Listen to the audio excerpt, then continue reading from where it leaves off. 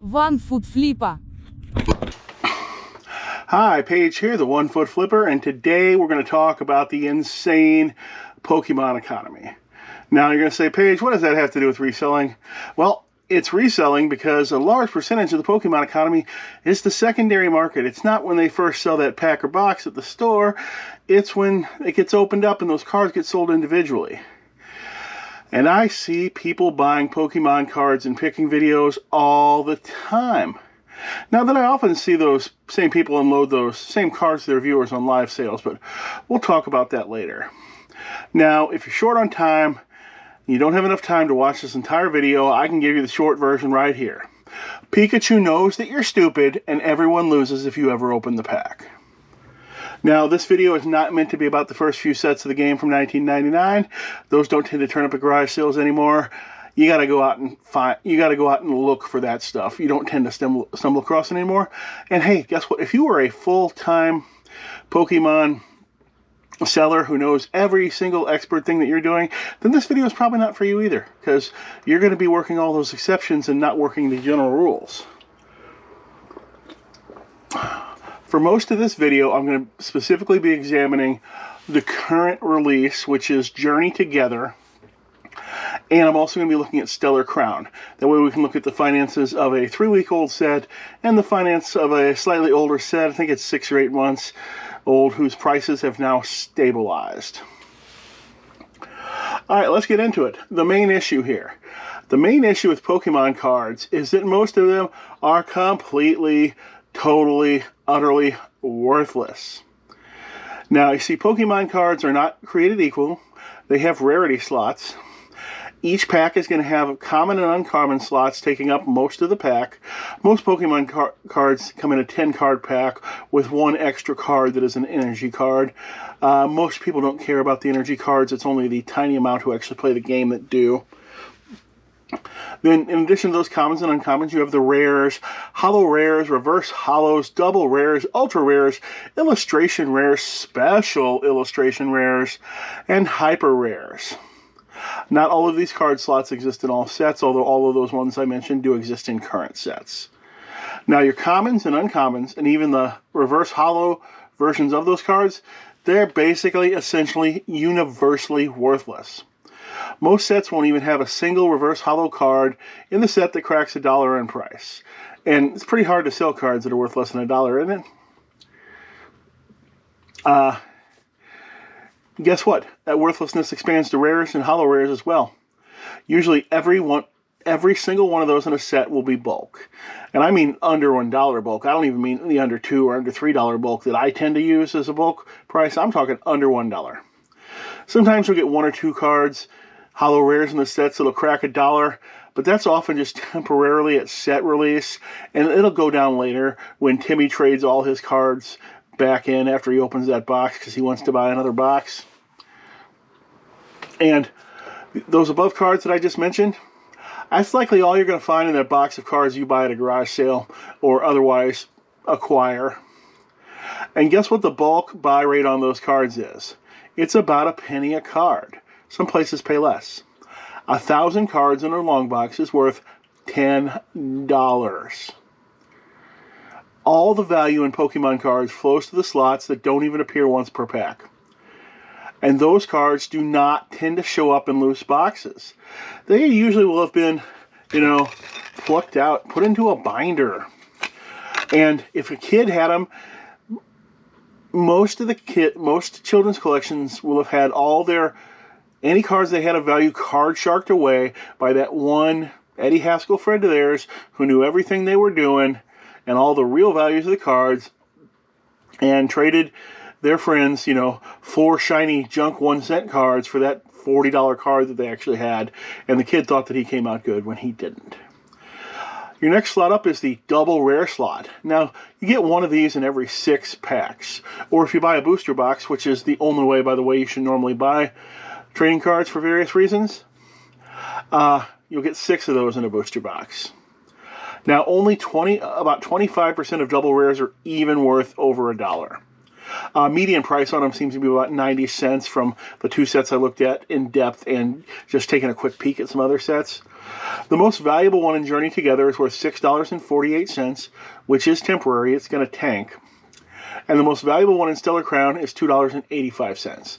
No, $2.85 does not buy a pack of Pokemon cards today.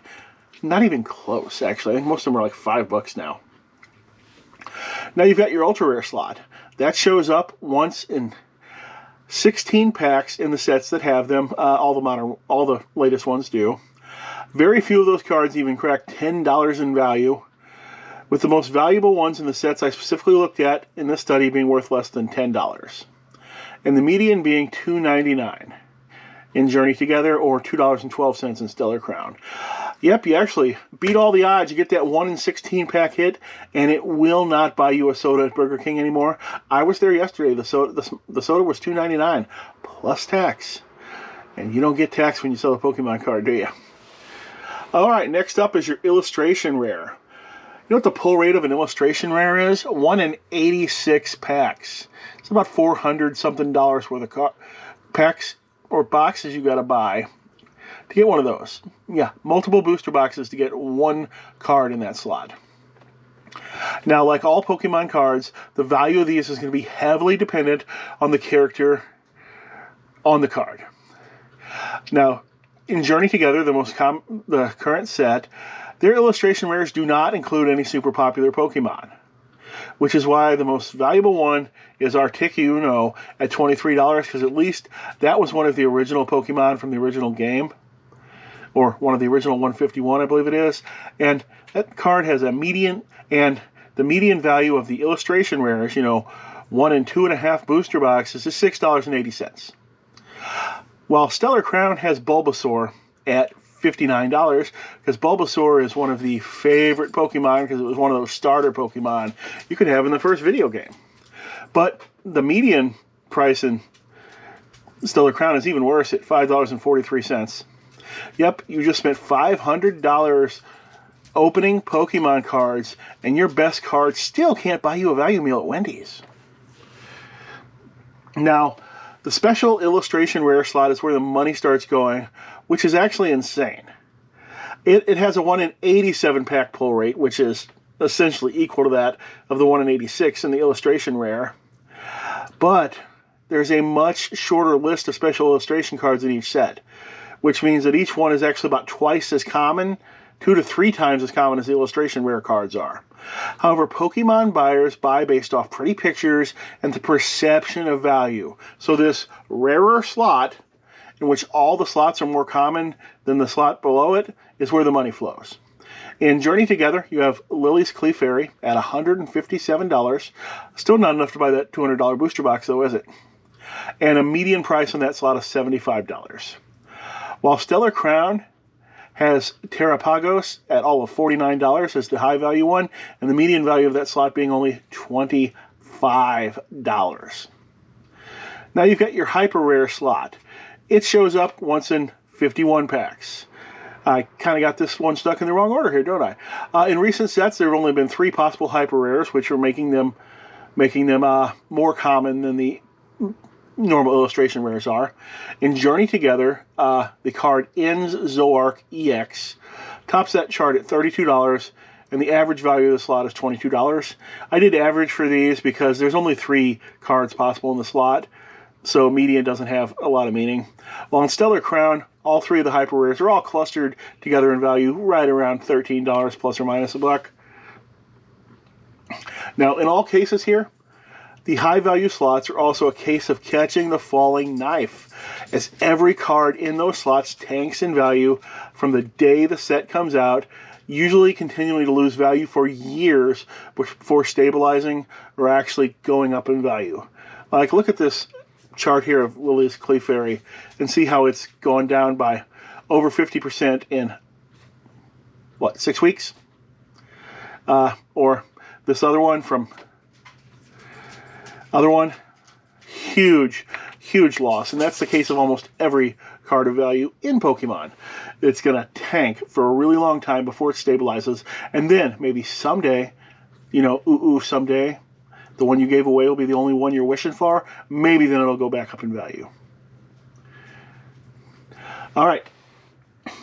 Number 2 thing we got to talk about.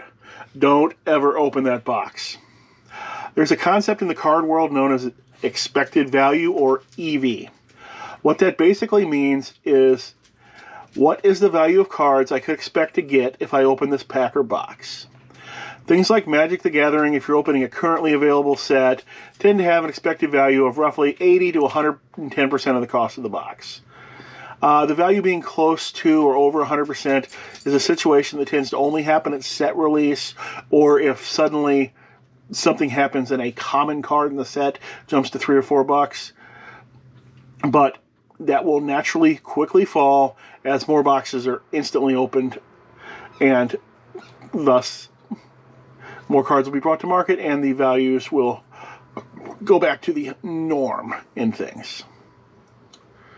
It's harder to scientifically calculate the expected value of sports cards boxes just due to the insane number of parallels, serial numbered cards, and how the value of rookie cards fluctuate with every single game that those rookies play in. However, my gut feeling from my time working in a card store and seeing customers open those boxes is that 75% EV on sports boxes would be a good average for the industry, while any individual box could be all over the place. However, the expected value in Pokemon is a joke. There currently isn't a single booster box that actually cracks 50% expected value. The latest set, Journey Together, has a 39% expected value. Take a look at this chart here. See that? Only 2% of boxes that you open are going to break even on what you paid for that box. And only 1% will make a 10% profit. And that is, of course, assuming that you didn't pay sales tax on that box. And you can sell them with zero fees. Guess what? People opening these boxes are Timmy's. Timmy does not have a business of any kind set up.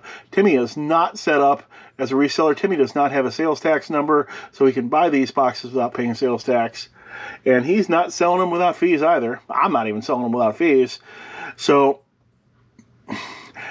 in reality, that median return for a booster box that you paid $200 for in Pokemon, that you really paid $220 for after tax, is $75. And most of that will be in cards worth less than $1, which means selling cards for 3 and 12 and 47 cents on TCG Player. It's real fun.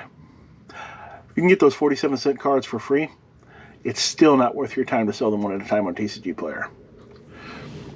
The gap in expected value to box price gets worse and worse as the box ages. As sealed boxes age, they inexplicably gain value even as the cards inside stay stagnant or even drop in price. Like, if you were stupid enough to buy an 8-year-old $800 Guardians Rising Pokemon booster box and then you opened it, you would get about $50 worth of cards. You actually have zero chance of making your $800 back opening one of those boxes. All right, third thing here. No one plays the game, so there's no outside force improving value. In your traditional collector card games, the cards tend to be priced by a combination of rarity and power/utility in the game. That means that new cards constantly come out that interact with old cards. And these new interactions can make these old cards gain or lose value. This means that a box of Magic or Yu-Gi-Oh! Or Weiss Schwartz cards that was worthless 5 years ago might not be worthless now because new cards will have come out that will have caused the price of those old cards to fluctuate. So that box that might have been completely picked through 5 years ago may no longer be picked through, if you can understand that. And in sports cards, you have the performance of the players themselves. Did that rookie pitcher who was lame his first year, ended up half the season out injured and did awful in the 3 games he started in? What if he suddenly starts throwing nothing but heat his second year and he's the hottest player on the team? If so, his card, which might be in the quarter box, still be sitting in the quarter box, is now going to go way up in value. Although, you do have the reverse is true. It happens in sports. That hot new rookie might get caught offering free hot dogs to underage boys behind the 7-Eleven and suddenly find himself out of the league and his card worthless. But in both cases, you have outside forces causing fluctuations in card values, and fluctuations of any kind in any market means there's money to be made. I don't think there's actually a way to short the card market yet, but somebody should come up with that. However, there's just no outside forces in Pokemon. Not enough people actually play the game to cause any sort of significant price change to old cards because of new ones. The utility, power, and supporter cards, those are the cards that the people who don't play the game don't care about. Those are the most valuable types of cards in other collectible card games. But not in Pokemon. They're pretty much nearly worthless in Pokemon because the collectors, they don't want those cards. They just want their pretty Pokemons. So card prices are set nearly entirely by a combination of the character popularity, the perceived rarity of the card, and how cute the card is. And I'm not kidding about the cute part. If there were two equally rare cards of the same character, then the cuter one is going to be worth more every time. Then, once the cards order themselves in value in the set, they're going to tend to stay in that same basic order of value forever. The only effect I've seen that the game actually tends to have on the card values is that you'll have some value to small, I'm talking $5 or less, to the hottest trainers, utility, and supporter cards that are currently in that standard Pokemon game. And when those rotate out, they will tank in value. And the Pokemon that are played will lose a little value when they rotate out, but you had collectors buying those anyway. All right. What about grading cards, Paige? That is where the money's at, right? All right, let's look at it this way. If grading Pokemon cards was actually a profitable endeavor, then real companies would be doing it in real numbers. Instead, almost all cards sent in for grading are done by collectors and amateur flippers who overall lose money on their grading activity.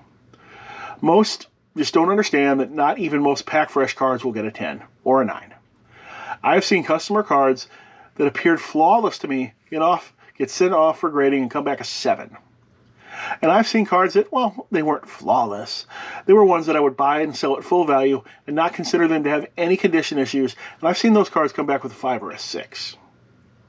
And we've already talked about how valuable cards in new sets immediately start losing value and can do so for a long time. You might get a good solid 9 on that graded card. However, if it was worth $200 ungraded when you sent it in, and now it's worth $150 as a graded 9 by the time you got it back, you lost your $50, you lost the money you spent on the grading, and you lost the grading shipping prices as well.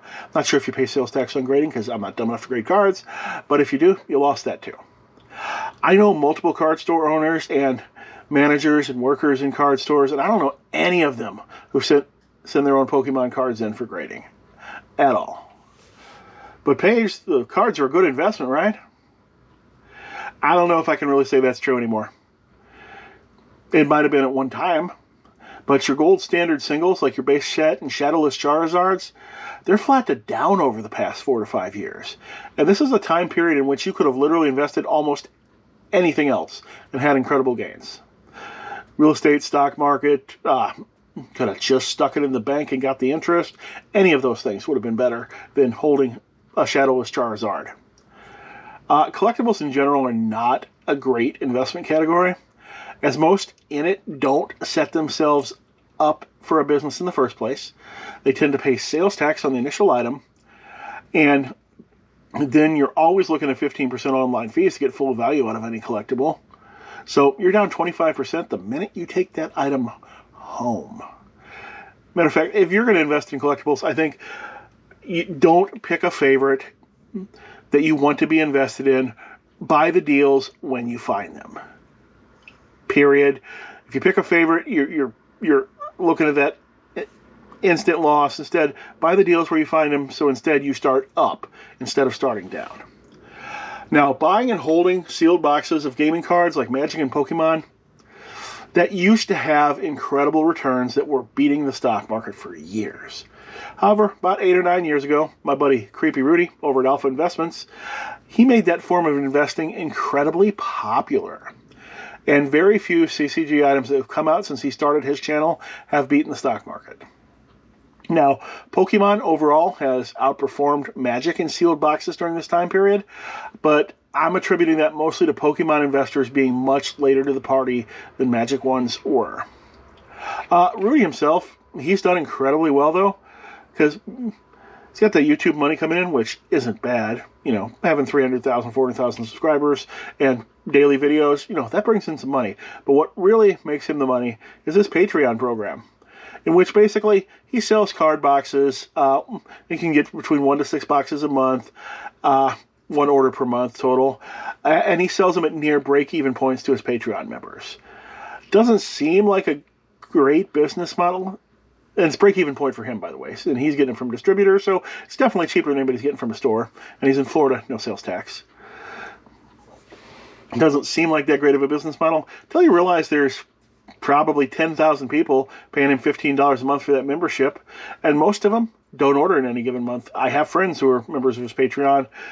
One of them orders every month. One of them orders every once in a while. One of them almost never orders.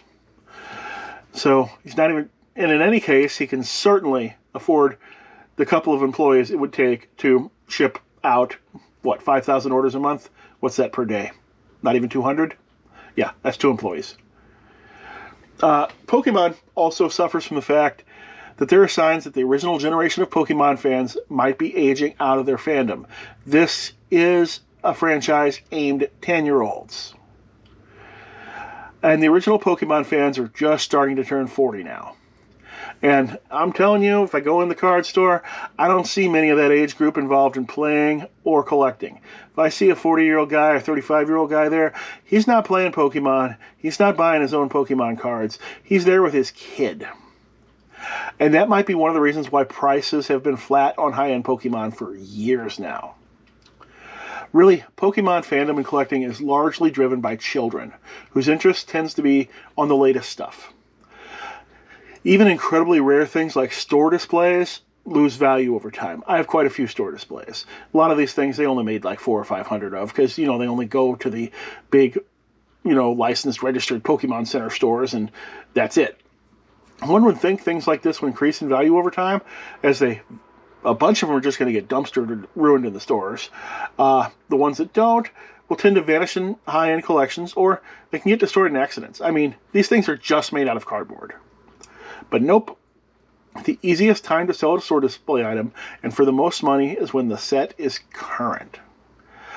This reminds me, I actually need to lower the price on all my remaining store displays and posters, because they're all at least 2 years old and not moving anymore. And this is a thing that is unique to Pokemon. If you've got Magic or Yu-Gi-Oh! Store displays or posters, the older the set, the more valuable the store display or poster tends to be. Alright, what about video games? Video games are the best, right? Every Pokemon video game is a zippity-doo-dah right into an unlimited supply of day-old Slurpees behind the 7-Eleven. I know it because my friend, onefootflipper, told me so. Now, the video game Pokemon market is just truly a mystery to me. Every single Pokemon console game, for the most part, has been a huge hit. I think there was a Nintendo 64 one that wasn't very good. Hey You Pikachu or something like that, but we'll ignore that one. They were such a hit that they suckered most of the players into buying a second alternate version of each game. Pokemon Red and Pokemon Blue. None of these games should be rare. None of these games should be valuable. In fact, most of them came out on handheld systems, and handheld systems have very poor survival rates overall. They're given to children. The children drop them a lot. The integrated screen means that if you break the screen, you've destroyed the thing. Now, I know these things are repairable, but most of the time, they don't get repaired. Most of the time, they go in the trash. And the fact that a lot of them used, traditional batteries meant they could get destroyed by leaking batteries. And the small size meant that a lot of them probably just accidentally got eternally lost or trashed one way or another. In the wrong box of stuff, the box gets torn, gets tossed out. Timmy's out in the woods with it, and he loses it underneath a tree. Any of those things can happen.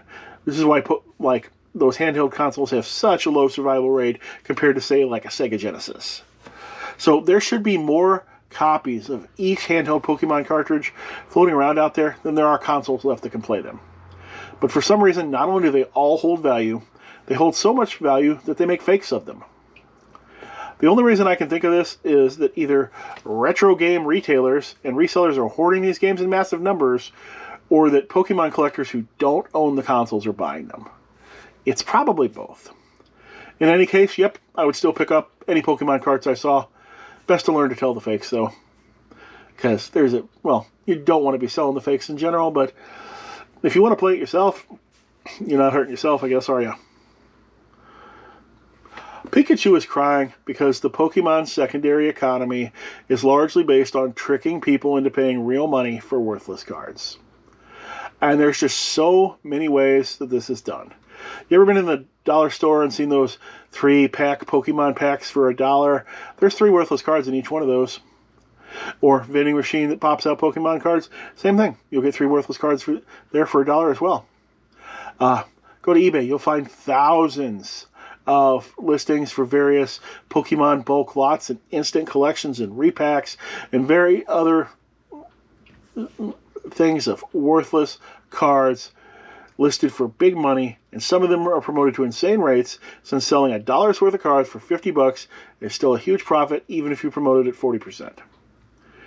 I've watched my favorite YouTubers see a box of cards at a garage sale, look at maybe one card, then they'll blindly negotiate a price for that box. You know, not even having looked in the box because they don't know anything about Pokemon cards to begin with. And then they'll later sell that same box for a big pile of money to one of their fans on a live show, and without ever really having looked through or shown the contents of the box. They might have looked through it when I wasn't watching, but I'm going to assume, I'm going to give them the benefit of the doubt and say they didn't. But same thing, the whole contents weren't shown either. And Pikachu is crying because this overall market sucks. You either have to hit the lottery and find the actual valuable collection yourself, which I've never actually done. I've always had to pay roughly half the market value for those real, actual valuable collections.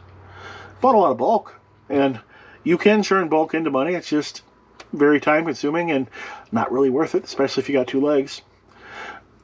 Otherwise, you're just wringing money out of something that's worthless. And doing that means you're valuing your time at 0. Or otherwise, you are preying on the gambling instinct that makes your customer think they will get something of value when they almost certainly don't. All right, hey, thanks for making it all the way to the end here. If you know anybody who likes Pokemon, why don't you show them this video? Thanks, and I hope to see you again soon. See, that's One Foot Flipper's nonsense video. Hey, now that it's just us, what items do you think you should be picking up to take advantage of any hitches we're going to have in the supply chain based on these seemingly ever-changing tariffs with China? I know some things just didn't get ordered because of the huge tariff that was on for a while. Now they've greatly reduced it, but it might go back. Who knows?